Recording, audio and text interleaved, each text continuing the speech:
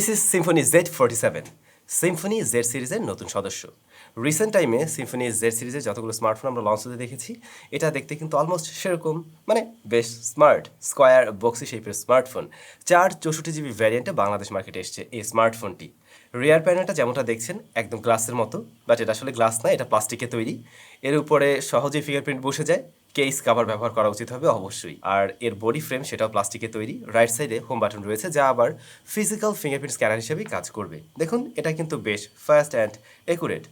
যে বাজেটের ফোন, তাতে আমরা অবশ্যই এটাকে ভালোই বলতে পারি। এরপরে থাকছে ভলিউম রকার। এটা আমার কাছে একটু উপরের দিকে লাগছে। আর ফোনের টপে একদম ক্লিন। লেফট সাইডে সিম কার্ড স্লট, নিচে রয়েছে USB Type-C port, primary microphone, speaker grill এবং 3.5mm হেডফোন জ্যাক। তো ফিঙ্গারপ্রিন্ট আসলে সাইডে দেওয়াতে রিয়ার প্যানেলটা কিন্তু বেশ ক্লিন আর দেখতেও সুন্দর লাগছে। বাট এখানে সিম্ফনির যে ব্র্যান্ডিংটা, সেটা একটু বেশি বড় বড় লাগছে আর কি। এই রিয়ারে আমরা তিনটি ক্যামেরা দেখব। ফোনটাকে উল্টিয়ে যদি ডিসপ্লে সেকশনে চলে আসি, size 6.6 inch in-cell technology display, যা মূলত HD+ রেজুলেশনের 20:9 অ্যাসপেক্ট রেশিওর এই ডিসপ্লেতে 90 হার্টজ হাই রিফ্রেশ রেট রয়েছে। এরকম প্রাইস পয়েন্টে আমরা 90 হার্টজ এই বিষয়টা মিস করতাম, যা এই স্মার্টফোনে রয়েছে এখন। আর এর ব্রাইটনেস 420 নিটস। ডিসপ্লে টপ সেন্টারে ওয়াটার ড্রপ নচ রয়েছে, যা এ যুগের সাথে একটু বেমানান। 2022-এর শেষ দিকটাতে এসে এটা দেখতে একটু ওল্ড শেপ মনে হতে পারে। যদি পাঁচল কাট আউট দিয়ে দিত সিম্ফনি, এই স্মার্টফোনটার লুকসটা আরও বেটার হতে পারতো। লোয়ার চিনটা আমার কাছে একটু মোটা হয়েছে, বাট এর বাইরে গিয়ে আমরা যখন 90 হার্টজ পাচ্ছি, সেটা কিন্তু আবার মানে অনেকটা জায়গায় পুষিয়ে দিচ্ছে যেন। যেমন ডিসপ্লেতে যে কোনো কাজগুলোই কিন্তু বেশ স্মুথ লেগেছে। টাচ রেসপন্সও খারাপ না। সাইড থেকে দেখতে গেলে আমরা কোনো ধরনের নেগেটিভিটি দেখছি না, বাট একদম কর্নার এরিয়া থেকে আপনি হালকা শিফটিং লক্ষ্য করবেন। ব্রাইটনেস ইনডোরের জন্য তো ঠিক আছে, কিন্তু আউটডোরে কিছুটা কম মনে হতে পারে। তবে এই ডিসপ্লেতে কোনো প্রোটেকশন রয়েছে কিনা সে ব্যাপারটা কিন্তু আবার নিশ্চিত না, তাই বলবো অবশ্যই একটা প্রোটেক্টরও ব্যবহার করুন। ডিসপ্লেটা বাজেট অনুযায়ী ঠিক আছে, আমরা এখানে 90 হার্টজটা এক্সট্রা পেলাম। এই ক্যামেরা নিয়ে বলতে গেলে রেয়ারে 52 মেগাপিক্সেলের UHD ক্যামেরা ব্যবহার হয়েছে, যেখানে আমরা দেখতে পাই তিনটি সেন্সর। মূলত কাজে লাগবে মেইন শুটারটি, ওই 52 মেগাপিক্সেলেরটা। আর ফ্রন্ট ফেসিং ক্যামেরা রয়েছে 8 মেগাপিক্সেলের শুটার। তো রেয়ারের মেইন শুটারে আমরা ডেলাইটে কিন্তু অনেকগুলো ছবি তুলি বিভিন্ন জায়গায়, যেমনটা দেখছেন একটু ইয়ালো টোন মনে হতে পারে। আবার বেশ কিছু ছবি যথেষ্ট কালারফুল, মানে সোশ্যাল মিডিয়া রেডি টাইপের ছবি বলতে পারেন। তবে শার্পনেস ডিটেলস ডেলাইটে বা প্রপার লাইটিং কন্ডিশনে ওকে লেভেলের ধরে রাখলেও ডাইনামিক রেঞ্জ আরেকটু বেটার আশা করছিলাম এই স্মার্টফোন থেকে। পাশাপাশি এক্সপোজার ব্যালেন্সও মনে হয় সিম্ফনি আরেকটু বেটার কিছু দিতে পারতো। মানে যদি খুব বেশি হাইলাইট চলে আসে, তখন দেখলাম যে একটু ক্যালকুলেশন করতে ঝামেলা করে, অনেক জায়গায় একটু বেশি হাইলাইট লাগে। লো লাইটে যদি আসি, তখন আমরা দেখতে পাই কিছুটা সফট হয়ে যায়, নয়েজের দেখাও পাওয়া যায়। বাট হ্যাঁ, নাইট মোড যদি একটু অন করে নেন, তাহলে তুলনামূলকভাবে বেটার রেজাল্ট পাওয়া যায়। আলো কিছুটা বাড়িয়ে দেয়, কিন্তু স্টেডি করে ধরে রাখতে হবে, অন্যথায় অনেকটা শেকি ভাব চলে আসবে ছবিতে। তবে লো লাইটেও কিছুটা গ্রেনের দেখা আমরা পেয়েছি। পোর্ট্রেট মুড আছে, এজ ডিটেকশন মাঝে মধ্যে মিসম্যাচ করে, বিশেষ করে চুল এরিয়াতে বা কর্নার এরিয়াতে যদি পাই এরকম। আর মেইন সাবজেক্টের কালারটা এখানে একটু আমরা শিফট হতে দেখছি, তার বাইরে কিন্তু ওকে ভালো লাগার মতোই। দেন আসছি ফ্রন্ট ফেসিং ক্যামেরায়, যা আমরা 8 মেগাপিক্সেলের দেখছি। এইটা ইনডোরের তুলনায় আমার মনে হলো আউটডোরে বেশ ভালো রেজাল্ট দেয়। যদি ব্যাকগ্রাউন্ডে বা ব্যাক সাইডে অনেক বেশি হাইলাইট চলে না আসে, তাহলে কিন্তু ফ্রন্ট ফেসিং ক্যামেরা ভালো রেজাল্টই দিতে পারছিল।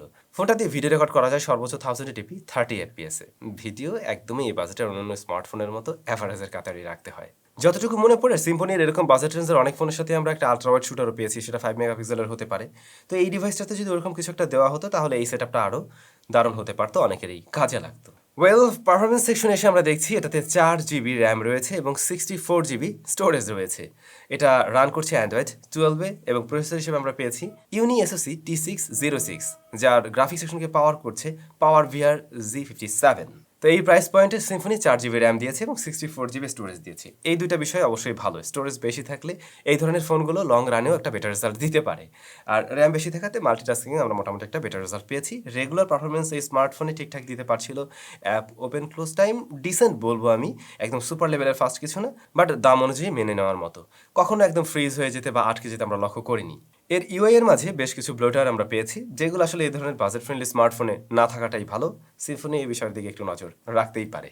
আসলে এটা মোটেই কোনো গেমিং ডিভাইস না, বা যারা একটু রেগুলার গেমিং করেন, হেভি গেমিং করেন, তাদেরকেও রিকমেন্ড করার মতো মোটেই কোনো ডিভাইস না। তারপরও আমরা এখানে মোটামুটি ভারী বেশ কিছু গেম প্লে করে দেখছিলাম, যা বুঝলাম আপনি যদি মাঝে মধ্যেই গেমিং করতে চান বা বেসিক গেমার হয়ে থাকেন, দেন এটা দিয়ে টুকটাক কাজ চালানো যাবে। তো দেখলাম ফ্রি ফায়ারটা এটাতে মোটামুটি একটা ভালো রেজাল্ট দিচ্ছে এবং দীর্ঘ সময় গেম প্লেতেও ফোনটা হালকা একটু হিট জেনারেট করে, বাট তাতে পারফরমেন্স ড্রপ করছিল না। পাবজির ক্ষেত্রে দেখলাম HD high frame rate support করে, কিন্তু আসলে ব্যালেন্স মিডিয়ামে একটা ভালো রেজাল্ট দিতে পারে। তখনও কিছুটা ল্যাগ পাওয়া যায়, বাট ওই সেটিংসে আপনি মোটামুটি প্লেয়াবল একটা রেজাল্ট পাবেন। অ্যাসপাল্ট, সিউডি এগুলোতে আরেকটু বেটার রেজাল্ট আমরা পেয়েছি, যদিও গ্রাফিক্স ততটা ভালো ছিল না, আর মাঝে মধ্যে টুকটাক লাইকের দেখা তো পাওয়া যায়। তবে হ্যাঁ, এই স্মার্টফোনটা কিন্তু 90 হার্টজ হাই রিফ্রেশ রেট রয়েছে। তো 90 হার্টজ হাই রিফ্রেশ রেট এবং এইচডি প্লাস রেজলিউশন হওয়াতে আপনি ওভারঅল একটা স্মুথ পারফরমেন্সও পেয়ে যাবেন। সুন্দর এই স্মার্টফোনটির মাঝে 5030 mAh এর ব্যাটারি রয়েছে এবং বক্সে আপনি পেয়ে যাবেন 10 ওয়াটের চার্জার। তো এর ব্যাটারি ব্যাকআপ কিন্তু আবার ভালোই পেয়েছি বলতে হয়, মোটামুটি 8.5 ঘন্টার মতো আপনি এসওটি পেয়ে যাবেন। একদিন অনায়াসে ভালোভাবে চালানো যায়, যদি হেভি ইউজার হয়ে থাকেন তাও চালাতে পারবেন, আর একদম বেসিক ইউজার হয়ে থাকলে আমার মনে হয় 1.5 দিন অনায়াসে এই স্মার্টফোন চালাতে পারবেন। বাট হ্যাঁ, চার্জ করতে একটু সময় লাগবে, আর একটু হাই ওয়াটের কোনো চার্জার থাকলে আরও বেশি সুবিধা হতো আমাদের সকলের জন্য। স্পিকার রয়েছে নিচে একটাই, আমার যা মনে হলো সাউন্ডটা ছোট্ট কোনো একটা বক্সের থেকে বেরিয়ে আসছে এমনটা লেগেছে। লাউডনেস মোটামুটি ভালো, বাট সাউন্ড কোয়ালিটি আর একটু বেটার হতে পারতো। ফুল ভলিউমে মাঝে মধ্যে কিছু সাউন্ড থেকে আমরা ডিস্টরশন পেয়েছি, আবার এর যে ইয়ারপিসের সাউন্ড এটা ভালো পেয়েছি, এটার কানেক্টিভিটিতে আমরা কোনো প্রবলেম পাইনি। ওয়েল, এখন যদি ফাইনালি আমরা একটু র্যাপ আপ করতে চাই এই ডিভাইসটা আসলে কেমন ছিল, যে প্রাইস পয়েন্টের ফোন তাতে আমরা বেশ কিছু জায়গায় মোটামুটি ভালো পেয়েছি, যেমন গুড লুকিং এর ডিভাইস অবশ্যই। তারপর এটার এইচডি প্লাস রেজলিউশনের ডিসপ্লে হলেও সেখানে আমরা 90 হার্টজ হাই রিফ্রেশ রেট দেখছি। আরেকটা বিষয় খেয়াল রাখবেন, এরকম প্রাইস পয়েন্টের ফোনগুলোতে যে প্রসেসর দেওয়া হয় সেটা কিন্তু খুব বেশি পাওয়ারফুল হয় না। That's why HD plus resolution হলে সব কিছু মিলে একটা বেটার রেজাল্ট দিতে পারে। যদি ফুল এইচডি প্লাস হতো, ওইটা পুশ করতে গিয়েই প্রসেসরের অবস্থা 12টা বেজে যেত, তখন এই স্মার্টফোনে যতটা কিনা আমরা গেমিং টেমিং বা রেগুলার পারফরমেন্সে ভালো রেজাল্ট পেয়েছি ওটুকু পেতাম না। ব্যাটারি ব্যাকআপ ভালো পেয়েছি, বাট হ্যাঁ কিছু জায়গায় আরেকটু বেটার কিছু দিতে পারতো, যেমন এই যে মেইন ক্যামেরার আশেপাশে যেসব সেন্সর রয়েছে এখানে একটা প্রয়োজনীয় সেন্সর দিলে আরও বেশি কাজের হতে পারতো। ওয়াটার ড্রপ লসের বদলে যদি একটা পাঁচল কাট আপ থাকতো দেখতে আরও বেশি চমৎকার লাগতো, এবং এতে যদি আরও একটু হাই ওয়াটের কোনো চার্জার দেওয়া হতো তাহলে এই প্যাকেজটা আরও দারুণ হতে পারতো। আশা করছি ইন ফিউচারে সিম্ফনি এই বিষয়গুলোর দিকে একটু খেয়াল রাখবে।